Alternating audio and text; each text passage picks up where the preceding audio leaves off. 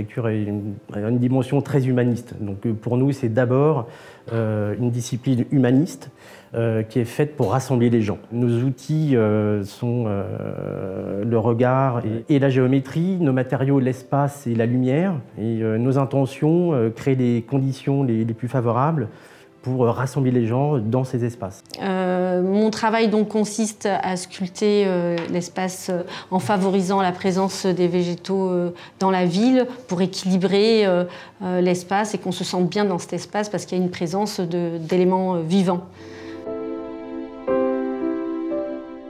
Ce que je peux dire, c'est qu'en travaillant avec Quartus, on a des vrais interlocuteurs intéressés par la présence d'un paysage de qualité pour que les habitants puissent vivre dans un cadre qui leur correspond. C'est un promoteur qui a une vraie culture de la ville. En fait, j'ai découvert des équipes très motivées, très impliquées finalement dans la conception du projet. Ils m'ont laissé développer mon imaginaire, faire de multiples propositions. Le projet s'est vraiment enrichi dans ce dialogue réciproque vers une qualité spatiale, une qualité d'implantation de bâtiments. Donc sur ce projet, ce qui a été intéressant pour nous, c'est de qualifier des espaces avec des dimensions très différentes. Et donc il y a une partie où il y a des jardins, de petits jardins un peu précieux, des jardins qui sont plus en transition avec les parcelles riveraines, qui ont une autre qualité spatiale et végétale. Ce qui a été intéressant aussi, c'est de faire le lien avec le bâtiment et les matériaux du bâtiment.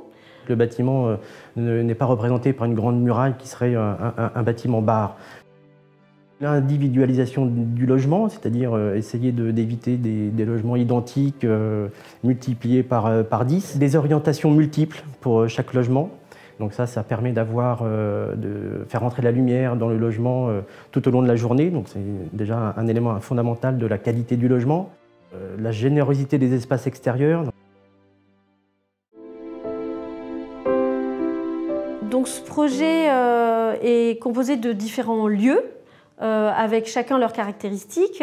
Des petits jardins à rez-de-chaussée qui donnent sur la rue, qui permettent d'avoir un espace extérieur pour les appartements à rez-de-chaussée. Puis des jardins en patio qui là sont des petits jardins précieux où il y aura vraisemblablement une végétation intéressante un peu tout au long des saisons, un jardin d'ombre. Puis en montant à l'étage, il y a un jardin qui sera un jardin de plein soleil avec plutôt une végétation, on va dire, un peu méditerranéenne. Et après, à l'arrière, les jardins plus traditionnels, en continuité avec les parcelles des voisins. Ces jardins-là, ils sont assez grands pour que les propriétaires, les futurs propriétaires, puissent s'approprier l'espace et y mettre leurs pattes. Le contexte de la ville d'Achères, c'est ni la ville dense comme Paris, ni le milieu rural comme au-delà de la Seine, de la troisième couronne parisienne. Donc l'idée, c'était de dire de faire une transition, en fait, d'essayer de passer de ce pavillonnaire à un bâtiment qui rassemble plusieurs personnes, plusieurs habitants, donc un parking, du chauffage collectif, etc. Donc on a essayé de casser les codes et par rapport à ça, de développer une forme de fractionnement avec ce qu'on appelle des plots, donc 3 plots. Et entre ces plots, on a intercalé ce qu'on appelait des maisons, c'est-à-dire qu'on arrive à mixer finalement des modes d'habiter. Dans les années à venir, je pense que la résidence Symphonie va s'installer dans son paysage au fur et à mesure où la végétation va prendre de l'ampleur. Le paysage, il bouge, il s'adapte, c'est-à-dire les plantes, elles s'adaptent au milieu dans lequel elles sont. Elles s'adaptent aussi aux usages et à l'entretien qu'elles vont recevoir de la part des habitants. Symphonie est construit de manière pérenne et durable. Pérenne parce que les matériaux mis en œuvre sont des matériaux finalement assez simples et qui sont assemblés selon des détails constructifs fiables. Il y a les végétaux qui vont prendre de l'ampleur et nous on utilise le bois pour avoir une construction durable et stocker le CO2. Ce bois va légèrement se patiner en quelque sorte et va encore mieux se fondre finalement dans le paysage.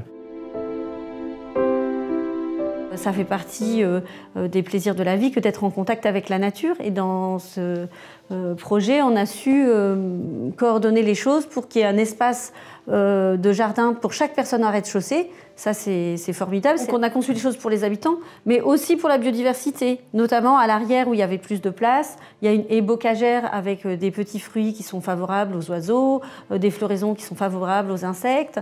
Donc, tout ça, c'est un lieu qui va vivre, où la nature et l'humain vont essayer de vivre en harmonie. Et j'en doute pas que tout le monde pourra bien en profiter. Et finalement, c'est un projet humaniste, c'est ce que je disais au départ. Voilà, C'est exactement ça. Donc Symphonie, un projet humaniste en fait.